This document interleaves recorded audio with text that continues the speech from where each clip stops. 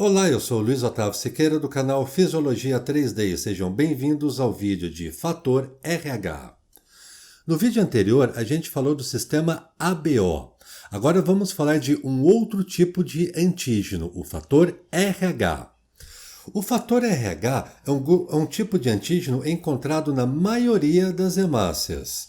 E este grupo inclui vários antígenos diferentes, mas um deles se sobressai por causa de sua importância clínica. E este antígeno que se sobressai nada mais é do que o fator RH. Veja que, em 1940, houve a descoberta de um novo tipo de antígeno. Esse antígeno foi estudado primeiramente no macaco rhesus. O que os pesquisadores fizeram? Coletar o sangue deste animal e inocular o sangue em coelhos. O que se espera quando se coloca o sangue de um animal em uma outra espécie de animal? Espera-se que o sistema imunológico seja ativado. Ativando o sistema imunológico, conforme nós aprendemos na playlist de imunologia, espera-se a formação de anticorpos. Foi exatamente isso que aconteceu. Após inocular uma pequena quantidade de sangue do macaco rhesus em coelhos, formou-se anticorpos. Esses anticorpos foram coletados do sangue do animal e isolados. Após isso, esses anticorpos isolados observou-se que reagiam com proteínas específicas das hemácias. Este é o fator RH, e esse nome se deu em homenagem ao macaco rhesus, uma vez que as iniciais desse macaco seriam R e H. Após isso, foi importante estudar o fator RH em humanos. Viu-se em um experimento onde coletou-se sangue de uma grande quantidade de pessoas ao redor do planeta e este sangue foi associado a anticorpos, o anticorpo anti-RH. O que o experimento mostrou? Os dados mostraram que cerca de 85% da amostra de sangue coletada aglutinava. Isso indica que 85% do sangue possui o fator RH. Desta maneira, pessoal, aproximadamente 85% da população é RH positivo. Já cerca de 15% do sangue coletado não aglutinava. Isso indica que 15% da amostra de sangue não possui o fator RH, o que nós podemos concluir que aproximadamente 15% da população é RH negativo. Veja agora que nós aprendemos o sistema ABO e também o sistema RH. Com essas informações, nós podemos determinar o tipo de sangue em humanos. Uma maneira de fazer a tipagem sanguínea é utilizando uma plaqueta de vidro, fazer um pequeno furo numa região do dedo chamada de polpa digital e coletar 3 gotinhas de sangue. Vamos ver isso. Numa plaqueta de vidro, vamos colocar 1, 2 e 3 gotas de sangue. O que vamos fazer após? Perceba um detalhe. Vamos colocar 1 gota de anticorpo anti-A na primeira gota de sangue. 1 gota de anticorpo anti-B na segunda gota de sangue e 1 gota de anticorpo anti-RH na terceira gota de sangue. Presta atenção agora. O anticorpo anti-A vai reagir com o antígeno A. O anticorpo anti-B vai reagir com o antígeno B. E o anticorpo anti-RH vai reagir com o antígeno RH. Olha isso acontecendo. Vamos supor que, após pouquíssimos segundos, ocorreu uma reação na primeira e na terceira gota. Ocorreu então a aglutinação de sangue na primeira gota que recebeu o antígeno anti-A. E também ocorreu uma aglutinação na terceira gota de sangue que recebeu o antígeno anti-RH. E a segunda gota de sangue? O que aconteceu com essa gota? Veja que não houve reação de aglutinação. Presta atenção agora. Se aconteceu aglutinação na primeira gota de sangue, isso é indicativo que este sangue dessa pessoa contém antígenos A. Por que isso está acontecendo? Porque na primeira gota de sangue recebeu o anticorpo anti-A. A terceira gota de sangue também passou por uma reação de aglutinação. Por que aglutinou? Porque a terceira gota de sangue recebeu uma gota de anticorpo anti-RH. Isso indica que este sangue contém o antígeno RH. Já a segunda gota de sangue não aconteceu nada, mesmo colocando o anticorpo anti-B. O que isso significa? Que essa gota de sangue não possui o antígeno B. Portanto, qual é o sangue desta pessoa? O sangue dessa pessoa é do tipo A positivo. Veja, a primeira gota de sangue reagiu, mostrou a presença de antígenos A. A terceira gota de sangue reagiu, mostrou a presença de antígenos RH. Vamos ver mais um exemplo. Vamos determinar o tipo de sangue do José, por exemplo. Vamos fazer a mesma coisa. Vamos pegar da polpa digital 3 gotinhas de sangue, colocar 1, 2 e 3 gotas de sangue sobre uma plaqueta de vidro e na primeira gota de sangue vamos adicionar uma gota de anticorpo anti-A. Na segunda gota de sangue vamos adicionar uma gota de anticorpo anti-B. E na terceira gota de sangue, uma gota de anticorpo anti-RH. Após pouquíssimos segundos, vejamos o que vai acontecer. Veja bem, no sangue do José, a primeira gota, nesse exemplo, não aglutinou. A segunda gota de sangue também não aglutinou. Porém, a terceira gota de sangue aglutinou. Então, veja bem. A primeira gota de sangue não aglutinou. Isso mostra que não há presença de antígenos A. A segunda gota de sangue também não aglutinou. Isso mostra que não há presença de antígenos B. A terceira gota de sangue aglutinou. Isso mostra que há presença de antígenos RH. Qual é o sangue, então, do José? O sangue dele é do tipo O positivo. O terceiro e último exemplo, então, para fixar. Mesma coisa.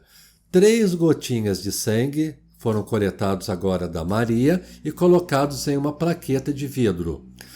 Na primeira gota de sangue, vamos colocar anticorpo anti-A. Na segunda gota de sangue, vamos colocar anticorpo anti-B.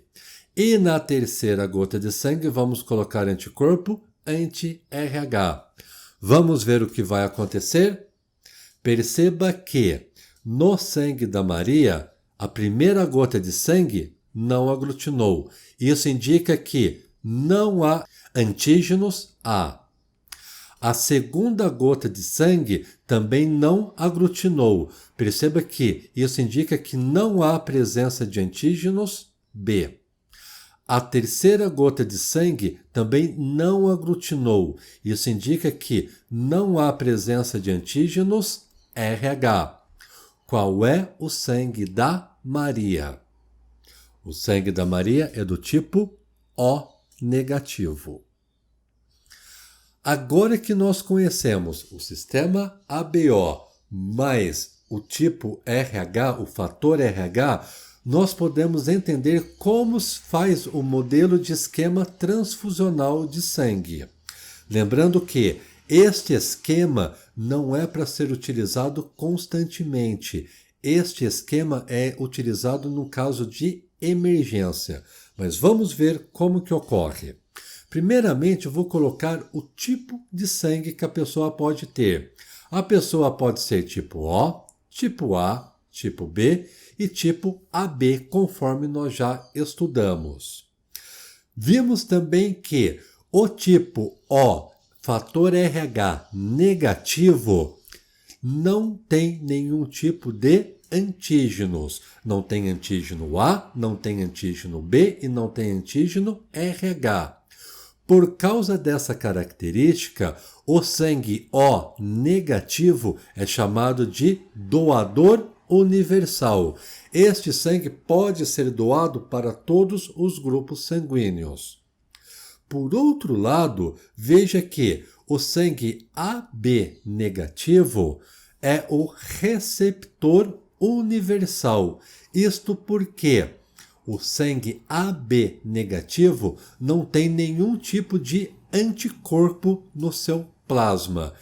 Isso faz com que esse tipo de sangue possa receber sangue de todos os outros grupos sanguíneos. Mas relembrando, pessoal, isto é um modelo de esquema transfusional que é realizado em uma emergência. E, além disso, nós estamos falando dos principais antígenos encontrados na membrana plasmática de uma hemácia. Há outros antígenos menos importantes, porém, esses antígenos podem apresentar reações durante uma transfusão de sangue. Então, antes que o paciente receba o sangue, tenho certeza que o banco de sangue tem técnicos, biólogos, biomédicos, bioquímicos altamente treinados e especializados para testar o sangue que vai ser doado para um receptor. Este sangue, quando chega para o receptor, foi amplamente testado para garantir a máxima segurança do paciente. Mas veja bem, muitas pessoas falam, ocorre reação se o sangue for doado para a pessoa que não pode receber esse sangue. Mas poucas pessoas falam o que acontece. Então vamos colocar uma situação hipotética. Suponhamos que uma pessoa que tem o tipo sanguíneo A positivo vai receber sangue de alguém que tem o tipo B positivo. O que nós aprendemos em vídeos anteriores? Nós vimos que a pessoa que tem o sangue A positivo apresenta no seu plasma anticorpos anti-B. Olha o que acontece, pessoal. Este anticorpo anti-B já presente no plasma sanguíneo da pessoa que é A positivo vai reagir caso entre sangue B positivo. Por quê? O sangue B é um antígeno. Este antígeno, quando for introduzido na corrente sanguínea, vai fazer com que o sangue B aglutine no interior dos vasos sanguíneos da pessoa A positivo. Esta aglutinação pode formar um êmbolo, tal como nós já aprendemos em vídeos anteriores, e este êmbolo pode causar diversas complicações circulatórias para o paciente. Este é o maior problema, a aglutinação do sangue, presta atenção, que vai entrar na corrente sanguínea da pessoa.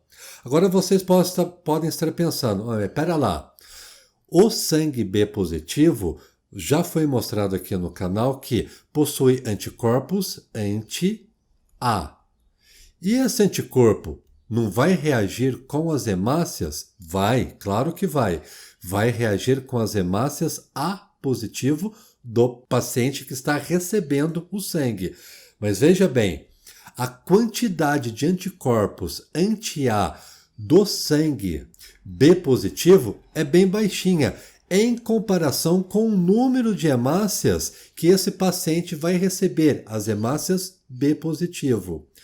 Por isso, o maior problema deste paciente será as hemácias que vão aglutinar, embora ocorrerá aglutinação também, pouquinha, mas ocorrerá aglutinação do sangue do próprio paciente.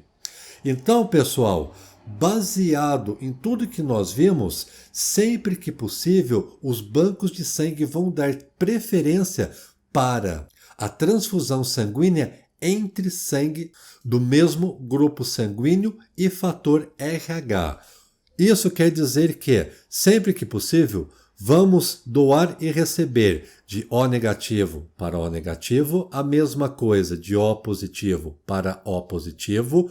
Isso serve também de A positivo para A positivo e de A negativo para A negativo. A mesma coisa, sempre vamos dar preferência para transferência de sangue entre AB negativo para AB negativo e AB positivo para B positivo. E a mesma coisa vale para o B positivo de B positivo e B negativo para B negativo. Pessoal, o que eu gostaria de falar para vocês de fator RH e de esquema transfusional de sangue era isso. Eu espero que vocês tenham gostado desse vídeo, que tenham aprendido, que essas informações sejam importantes para vocês. Muito obrigado por assistir o meu vídeo e até o próximo.